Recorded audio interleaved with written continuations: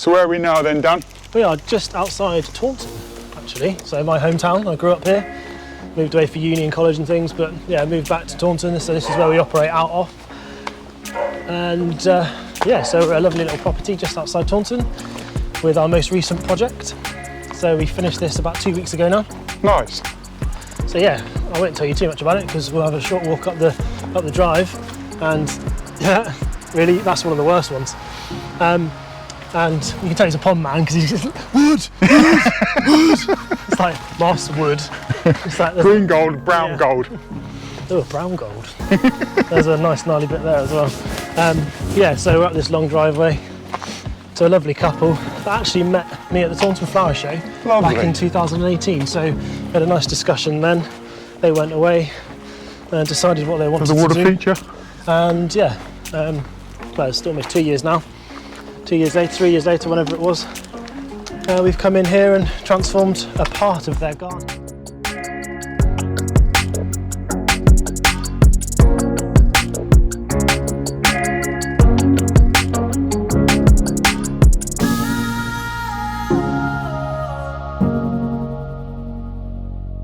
Wow. Yeah, it's pretty cool, isn't it? Cool, yeah. So me and Mark, this is Steve and this is Sandra. Hello. Hiya, hiya. This is Mark the Pond Advisor. So yeah, as you can see, we've got this magnificent feature we finished 2 weeks ago. This is lovely. And well, picture says 1,000 words, so yeah, have a look. So what we got going on? So we've got a 8x7 to that fullest extent there, ecosystem pond. Our intake bay situated over there, which we managed to use this nice log that's actually come from a tree that was reduced because of ash dieback. So we managed to use that sort of dip in there as our sort of intake bay. Working around this way, we've got sort of a boggy beach of effect here with loads of series of different plants, all the way from obviously that sort of little dwarf lily all the way up into the sort of the foreground here with bog primulas and even some sarracenias down in here. The bog pimpernel, that's just going to spread and creep throughout it all. Managed to incorporate this really cool stump in the corner as well with another little bog pocket with some sarracenias in there and a little Primula valii. So Dan was saying that you met him at the Taunton Flower Show, is that right? Yeah, in 2019, that's correct. Yeah, that's where we first met Dan and saw his stand there, and we were very impressed. And took a couple of years, you said we just finished it 2 weeks ago? Yes. Coming to fruition, Yeah, the conception of it started back in February, I think. February time, yeah, that's it. So first came out, and you wouldn't believe the sight it was. It was just sort of nettles and ground elder and brambles. Yeah, this was completely derelict. It was a bit of a dumping ground, really, to be honest, for all their garden stuff. So yeah. So had you had a pond before, or is this the first one? First one here. Yeah, we had a small pond previously where we was, but no, this is the first of this type. Yeah, lovely. Something we always wanted, and this space was ideal. We gave down sort of a free range to sort of come up with something for both the planting area up there with our trees that we already had, and to create this lovely pond as well. So, yeah, I suppose that was the main thing. You had such a lovely assortment of different specimen trees. Yeah. That had to try and create something to do them justice. Yeah, so as I was saying, this was all just completely overgrown and. Like I said, a dumping ground there that you grew a few veggies and things. And then we've come in and actually created these crushed stone paths in different ways to make it sort of flow around the garden. And this has got an assortment of all different types of wildflowers, things from yarrow to yellow rattle to different grasses. I think there's 34 different species of plants in here. I love the bronzes. So have you got a favourite aspect of the pond? Is it the sound? Is it? It's everything really. The sound is very important. Yes, I think that's quite good, very good. And Dan's created a lovely sound with a waterfall. It's really nice. Yeah. Everyone who sees it stops there and goes, "Wow!" Yeah, it has got that wow. Dan's created the wow factor. Yeah, no, it is. Yeah. Well, when we came, it was like wow, wow, wow, wow, wow. Where do I look first? Yeah, no, it's spectacular.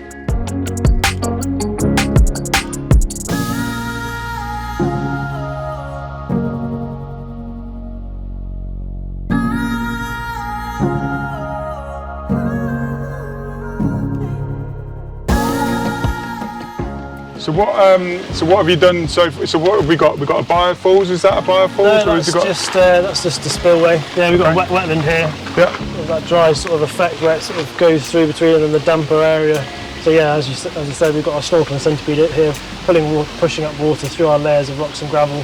Small little section there, as if it's just sort of eroded away, and then pop down into the back into the stream or to the pond. And so yeah, over here we've just got a diffuser that bubbles up. You know, I've actually did cut it so if you sort of peek through, you've got that little shimmery effect at the surface of the water that then comes down through several drops into the pond below. I've got to say as well, the way Dan's placed the rocks and that, it was fascinating watching him build some parts of it, you know, and the time he took to actually, and once it's all come together, you can see, you know, it's worthwhile, you know, it's time spent, you know, actually. So it's worth the investment. Absolutely, yeah. No, we get a lot of pleasure out of this, yeah. Thank you very much. So how long did it take you to build?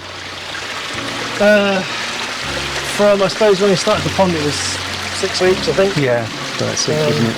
Yeah, a little bit over, with a few little mishaps with staff and things, but it's all developing and developing for a company. So I did manage to bring John in for a week, which was nice. Give me a hand, and one of his guys helped me out as well, just to fill those voids. Yeah. But yeah, I think we all in total. I think we must have been on site for 8 weeks. Probably 8. Logistically, it was a very challenging project, but I think actually the way it came together with the team that I used with Lewis and things as well, it really did came together, and I hope you've done justice for you. No, absolutely, Dan. Yeah. Thank you very much. Happy days. Thank you for opening your garden. Thank you. Thank you very much.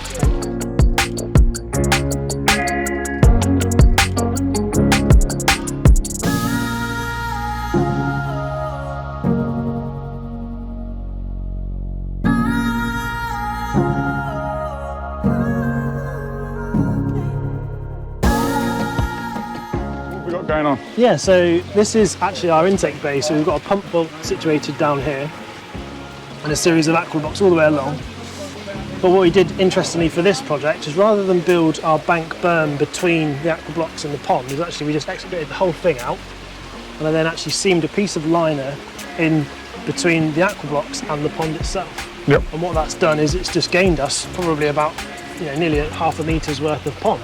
Otherwise we'd have been really choked and channeled to do that. So we managed to get a little seam in there, and this piece of timber that is situated as our sort of weir stone, weir log, is actually a piece that's felled from a tree just up the property that had ash dieback. So we managed to repurpose that into here. Most of it's in water, so it's just that's gonna last forever. How many jets would you say?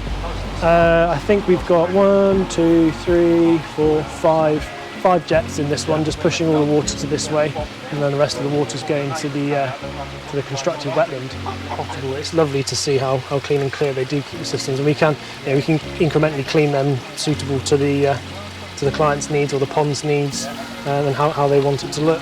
And then over there we've got just our stream coming down, recirculating and oxygenating the water. It's an impressive system, but that's the beauty of the aquascape ecosystem, is that actually they've done the hard bit for you, which in theory is the actually understanding and making the ecosystem work. That gives us then the extra time to do what we're good at, which is becoming and creating a piece of aquatic art. So thanks for showing us some of your features today. It's been really, really good. So how can people find you? Yeah, sure. So our website is just duwaterscapes.co.uk. Please pop onto there. At the bottom of every page we've got a contact form. Go down there, fill out your contact information, a little bit about what you're hoping to achieve, maybe upload a few photographs as well. Bash that off across, we'll get back to you as soon as we can, and we can bring your what feature to life. Yeah, and you saying about you can meet people at the garden centre or send people to the garden centre? So we've got 3 displays. Blackdown Garden Centre is a small ecosystem pond.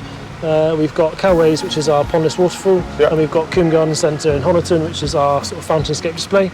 Depending on what you're hoping to achieve, we've got the pond, we've got the pondless, and we've got the fountainscape, so we're covering all bases on that. And actually, if you want clients like we've been to today, would love to invite prospective clients to come and see and open their doors for you to see what we've created in the flesh. Hear it, smell it, feel it, whatever, you can feel it, but you do get a feeling. Yeah. You walk in and all of a sudden it's like, boom, and that's one thing that you can't get from a video or for sure. And actually our Instagram, our Facebook and our YouTube channels are all there you know, to help you sort of be inspired. You know, there's a few quirky facts and things every now and then. I like to do a Fun Fact Friday, yeah, and just beautiful pictures of what, you know, could be in your garden. So yeah, if you're looking for a water feature, please do get in touch if you're in the southwest. Thank you very much. Cheers, buddy. Dan. Cheers, bud. See you later. Cheers. Bye.